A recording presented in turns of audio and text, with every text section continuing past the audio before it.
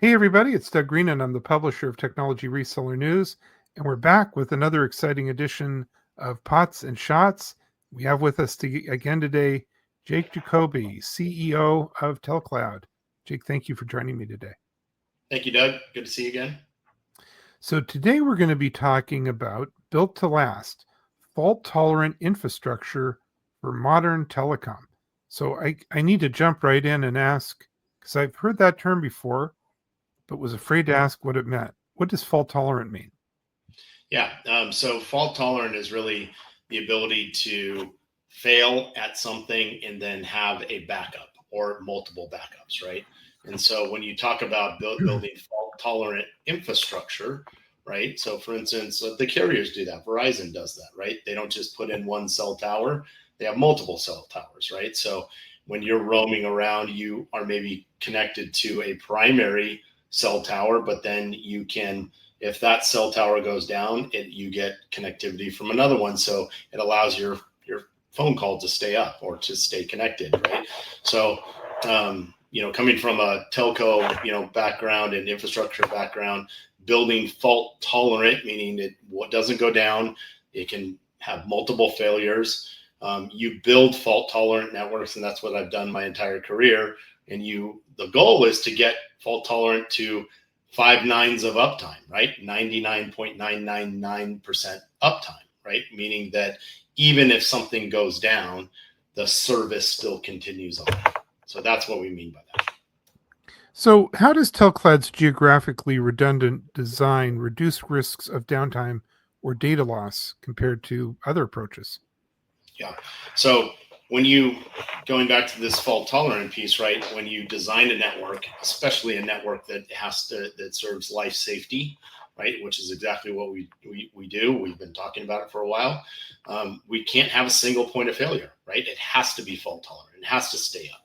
So how do you do that? Well, one, your infrastructure, your backbone, your cloud infrastructure, your data centers have to be redundant. So the way that we start is that each data center is geographically dispersed, right? So we have East Coast, West Coast, Central, all data centers around the world. In that data center, you build redundancy. So, a server could fail, a service could fail, something could fail, power could fail, and you have redundancy. You use things like load balancers so that you can put traffic to multiple places without it going down. So first, in a data center, you build redundancy, and then you build redundancy of data centers. So you have multiple data centers. So like, for instance, typically a simple scenario would be an east-west, right? So East Coast traffic goes to East Coast data centers, West Coast goes to West Coast data centers. And if there's an emergency or something fails, they fail to each other. So West Coast goes down, goes to another West Coast, or goes to East, etc. So that's the data center. That's the infrastructure. Okay. Now that infrastructure talks to on-premise equipment. So let's talk about redundancy there. So when you have on-premise equipment, you have power from the building that powers that device. That's your first source of power. Your second source of power is your battery backup. Again, we've talked about power going out a lot in this series. And so there's the redundancy in power, right? So you have power from the building, and then you have battery backup power. The next thing, in some, even like hospital systems, have a third source. They have a generator, right? So you have power, wall power, you've got battery backup, and you've got generators. So that's building fault tolerant, power.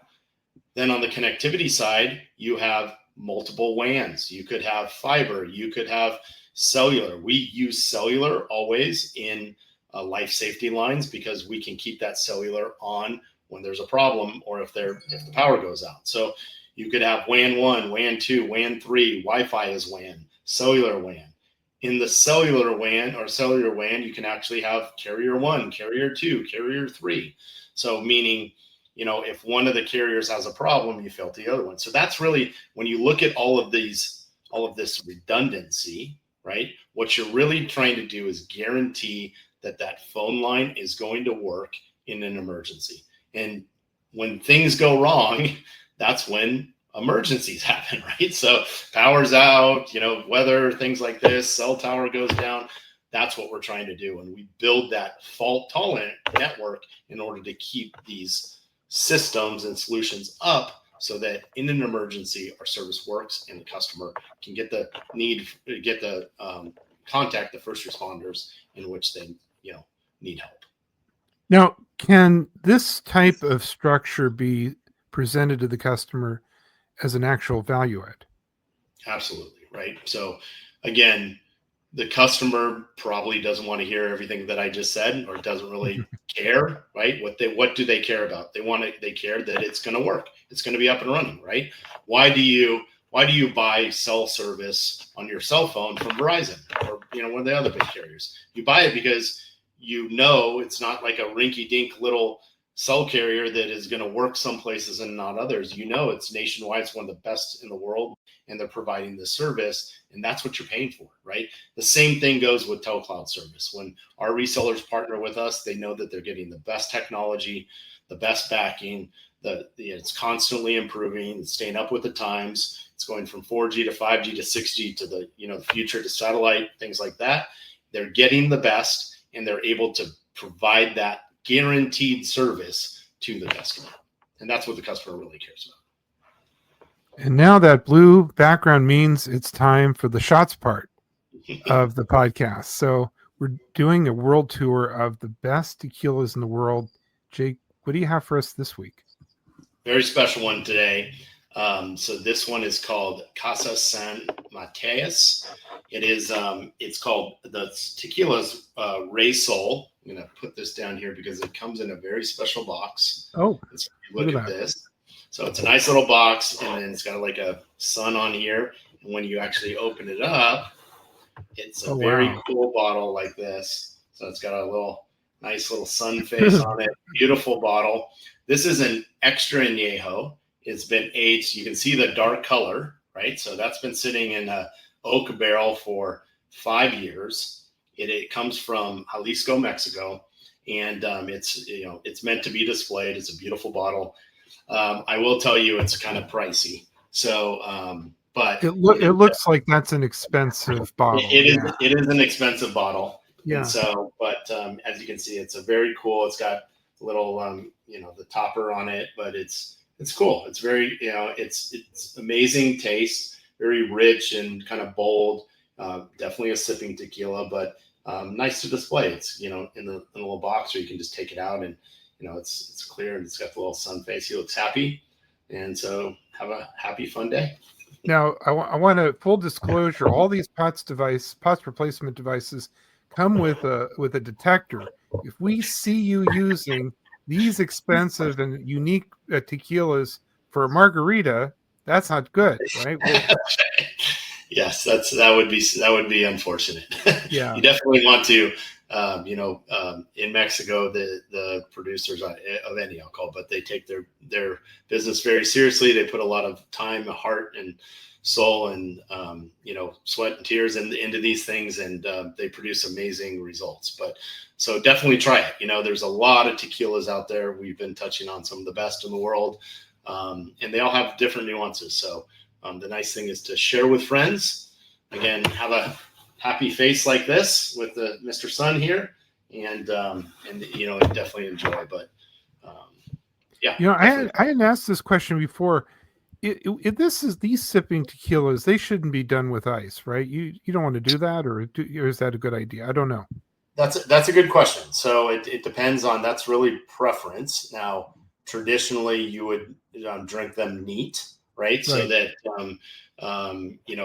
but some people, they like it chilled. So what you can do, a couple different things that you can do is, one, just drink it neat and room temperature. Some people have, one of my really good friends, Alan is there. He's actually our president. He's taught me a lot about tequila. He loves his kind of room temperature.